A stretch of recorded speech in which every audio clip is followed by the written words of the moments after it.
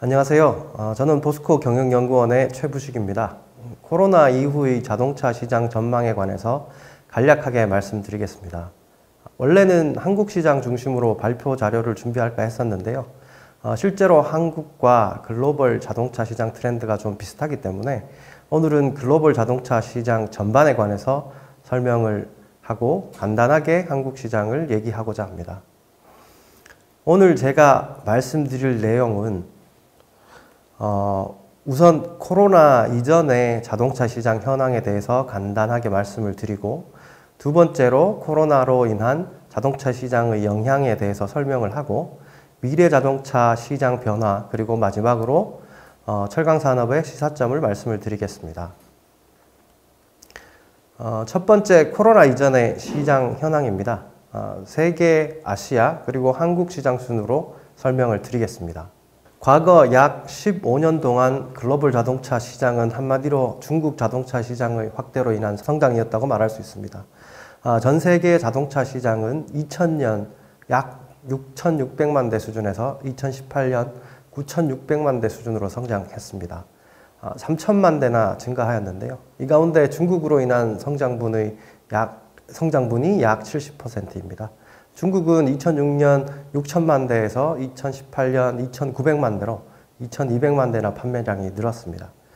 오른쪽 연평균 증가율을 보시면 유럽, 북미 등 선진국은 거의 정체 수준인데 반해 신흥국은 약 2% 성장세, 방금 말씀드린 중국은 11%의 증가를 기록을 했습니다. 그리고 2017년도 중국이 2,900만 대를 판매하면서 전 세계는 9,600만 대 판매를 기록했습니다. 이후 중국의 판매량 감소와 함께 지난해까지 2년 연속 감소한 상황입니다. 이번엔 아시아 지역을 살펴보겠습니다. 아시아 국가에서는 일본을 제외한 대부분의 국가들이 안정적인 성장을 기록을 했습니다. 일본은 이미 자동차 시장이 포화되어 선진화된 시장이기 때문에 자동차 판매량이 경기에 따라 500만 대에서 600만 대 수준에서 변동하는 상황입니다. 아시아에서는 중국 다음으로 인도가 급격하게 성장하고 있는 상황입니다. 연평균 증가율이 약 7% 정도 수준으로 높은 성장세를 보여주고 있습니다. 사실 중국의 폭발적인 성장세로 글로벌 금융위기에도 그리고 2015년 유가 급락기에도 아시아 자동차 시장은 성장세를 기록해 왔습니다.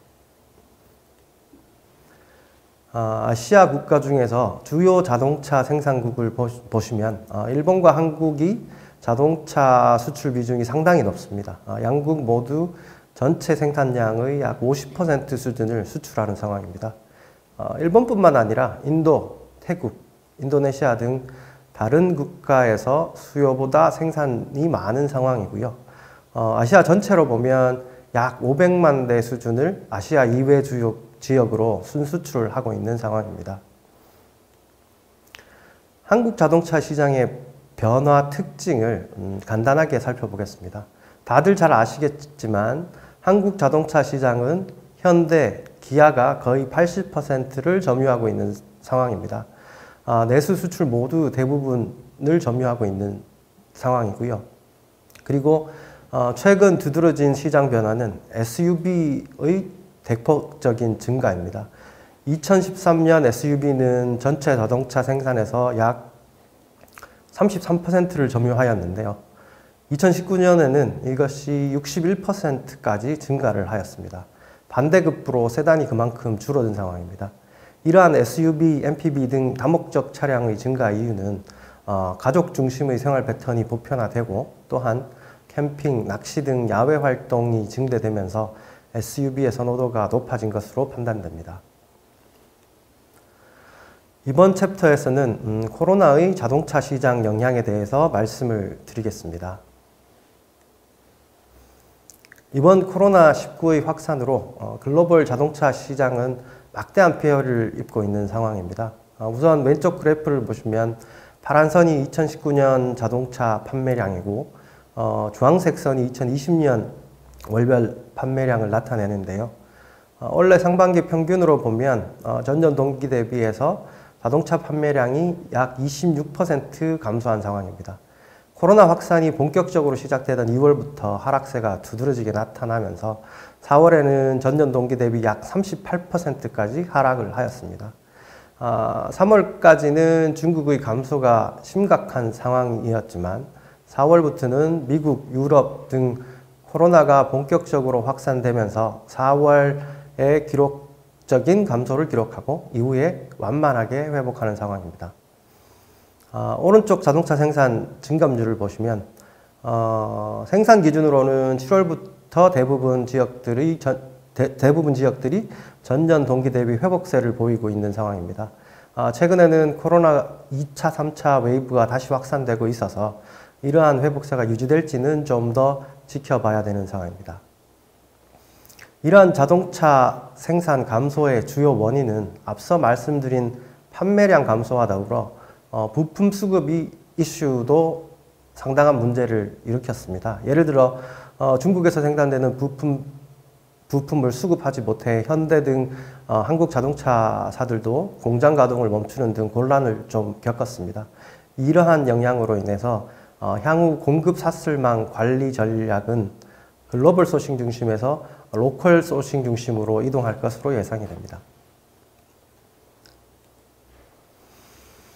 또 다른 글로벌 자동차 수요 트렌드 변화는 전동화 시대로 좀 빠르게 진입을 하고 있다는 점입니다.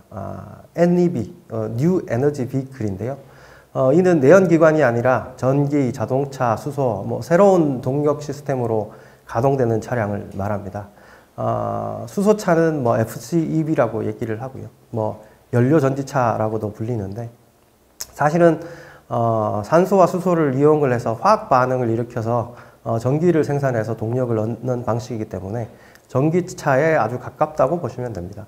그리고 PHEV 같은 경우에는 플러그인 하이브리드라고 하는데 기존의 하이브리드는 내연기관만을 통해 동력을 생산하는 반면에 플러그인 하이브리드는 이제 충전이 가능하기 때문에 단거리는 전기로, 중장거리는 내연기관을 통해서 동력을 얻는 차량입니다. 이런 세 가지 형태의 차량을 총칭해서 NEV, 전동화 차량이라고 얘기를 합니다. 왼쪽 그래프에서는 분기별 NEV 차량 점유율을 나타낸 그래프인데요. 유럽, 한국에서 NEV의 점유율이 대폭적으로 증가하는 추세를 나타내고 있습니다. 반면 미국과 중국은 과거와 유사한 수준을 기록하고 있는 상황입니다. 이러한 친환경 차량의 점유율 확대 원인은 다양하겠지만 크게는 세 가지 요인으로 설명을 드릴 수 있습니다. 오른쪽 그래프에 나타나 있는데요. 첫 번째, 정부의 다양한 규제 및 지원 제도, 그리고 자동차사의 다양한 모델 출시, 따라서 선택의 폭이 확대되고 있다는 점이고요. 그리고 세 번째로는 소비자들의 환경에 대한 관심이 증대되면서 자연스럽게 친환경 전동화 차량의 구매가 이어지고 있는 것으로 판단이 됩니다. 이번 세 번째 장에서는 앞서 말씀드린 전동화와 관련된 미래 시장 트렌드의 변화에 대해서 말씀을 드리겠습니다. 우선 정부의 인센티브 및 정책 목표를 간단하게 말씀드리고 이에 대한 자동차사의 대응 방향에 대해서 말씀을 드리겠습니다.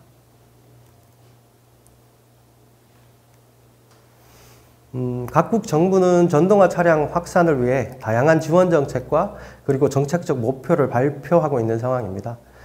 정부의 인센티브로는 보조금 제도, 세금 감면 제도, 세금 환급 등 국가별로 다양한 정부 정책을 시행을 하고 있습니다.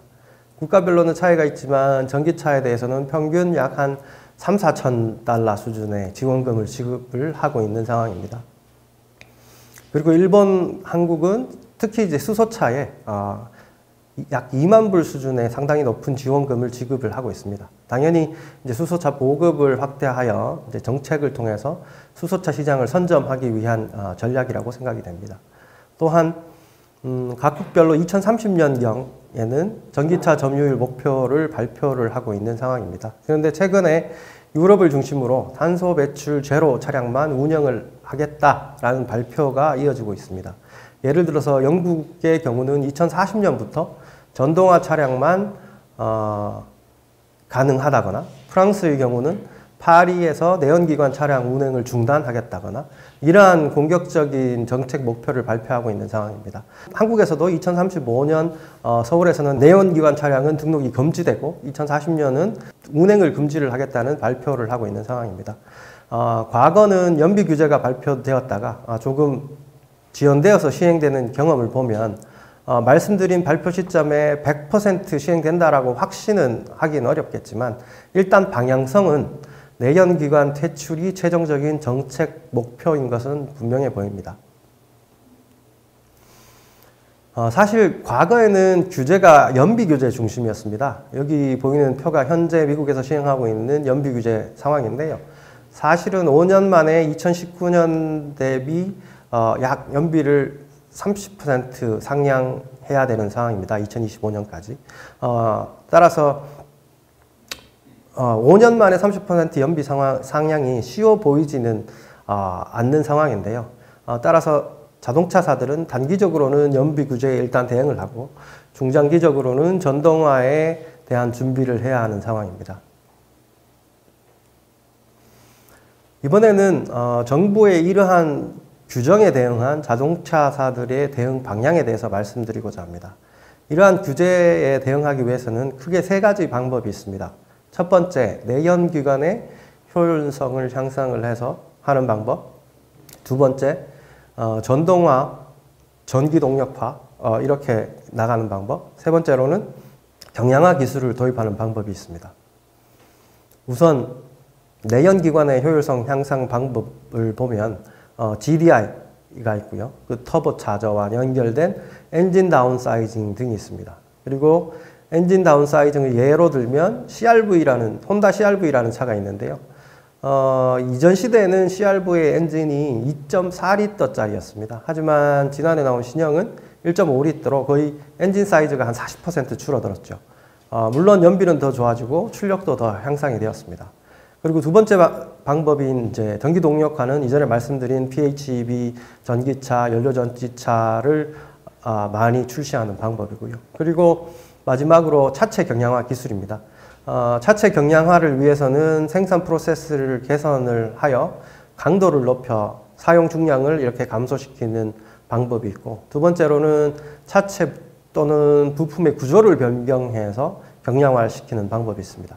가장 큰 예로는 과거 봉강의 형태에서 사용되던 그런 부품들이 현재에는 속이 비어있는 가벼운 관관 형태로 사용된다라는 점인데요. 이제 좋은 예로 도어 임팩트 바라고 자동차 부품이 있는데요.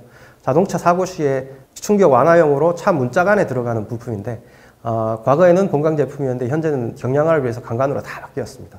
또 다른 방법으로는 대체 소재 사용 확대입니다. 가장 좋은 예로는 미국의 포드 트럭인 F150, 150가 알루미늄 바디를 채용해서 과거에 센세이션을 일으킨 적이 있죠. 이번에는 대체 소재의 활용에 대해서 테슬라가 좋은 샘플이 될 것 같습니다. 그래서 간단하게 설명을 드리고자 합니다. 알루미늄, CFRP 등 대체 소재를 사용하면 분명히 차가 가벼워져서 좋은데요. 하지만 가격이 가장 큰 문제겠죠. 앞서 말씀드린 것처럼 포드의 경우에도 알루미늄 채용을 해서 경량화는 이루었지만 차체 생산 비용이 약 2배 증가하는 걸로 추측이 됩니다. 결국 대체 소재의 채택 여부는 생산 비용과 그리고 대량 생산 가능 여부로 판단이 될 수 있겠습니다. 여기 그래프를 보시면 높은 가격대의 차량일수록 알루미늄, CFRP 등 고가 소재의 채용이 주를 이루고 가장 최근에 나왔지만 약 4만 불대의 테슬라 모델 3와 그리고 원래 나오는 모델 Y의 경우에 철강이 주요 차체 소재로 사용됩니다. 그리고 2, 3년 후에 생산될 사이버 트럭 같은 경우에는 스테인리스 스틸로 생산할 예정이라고 합니다. 이러한 상황을 종합을 해보면 자동차 산업의 전동화라는 방향성은 좀 분명해 보입니다. 하지만 미래를 얘기하는 만큼 전망 기관별로 가정 및 전제가 좀 다르고 따라서 전망치도 약간 상이합니다. 왼쪽 그래프는 골드만삭스에서 전망한 것이고 오른쪽 그래프는 블룸버그에서 전망한 결과인데요. 둘을 종합을 해보면 2030년경에 전동화 차량은 약 한 30%, 2040년에는 약 60%에 달할 것이라고 전망을 합니다. 가장 크게 다른 점은 골드만삭스의 경우는 하이브리드 성장세가 2030년까지 폭발적이었다가 점점 전기차에게 점유율을 넘겨주는 형태로 전망이 되어 있습니다. 반면 블룸버그는 전기차와 플러그인 하이브리드가 지속적으로 꾸준하게 성장을 한다는 가정이 다른 것으로 보입니다. 마지막으로 철강산업 시사점입니다. 과거 한국 사례를 보면 자동차 한 대당 철강 수요 원단위가 늘어났습니다. 물론 이는 실제 중량이 아닌 철강협회의 자료와 자동차 산업협회의 자료를 단순 비교했을 경우에 그렇다는 것인데요. 앞서 말씀드린 경량화와 정반대의 결과여서 좀 이상할 수도 있습니다. 하지만 이제 자세히 놓고 보면 앞서 말씀드린 부분이 그대로 여기에 나타나고 있습니다. 우선 경량화의 결과물로 본강의 수요가 상당히 줄어든 부분이 확인이 됩니다. 그리고 이제 두 번째로 SUV 생산이 확대로 인해서 차의 중량이 증가한 부분입니다. 앞서 보신 바와 같이 10년 만에 SUV 비중이 약 2.5배 수준으로 확대되었습니다. 세 번째로 수입되는 철강이 국내산으로 대체되면서 공급이 확대된 것처럼 보이는 착시 현상이 좀 있습니다. 이제 그리고 마지막으로 CKD 생산 수출이 좀 줄었습니다. CKD 수출은 대부분 경차, 소형차 차량으로 CKD 생산이 줄면서 평균 자동차 생산 중량은 좀 확대된 부분이 있습니다. 이렇게 종합을 해보면 현재까지는 차량 수요 원단위가 늘었다고 볼 수는 있겠는데 미래에는 전동화로 인한 불필요한 부품 감소 그리고 경영화 등으로 수요가 완만하게 줄어들 것이라고 좀 판단이 됩니다. 마지막으로 종합을 해보면 친환경 차의 확대는 거스를 수 없는 대세이며 향후 알루미늄, CFRP 등 철강 대체재와의 경쟁이 좀 격화될 것으로 전망이 됩니다. 따라서 중장기 철강 경쟁력 확보를 위해서는 지속적으로 기술 및 가격 우위를 확보하기 위해 노력을 해야 된다고 판단됩니다. 이상 마치겠습니다. 감사합니다.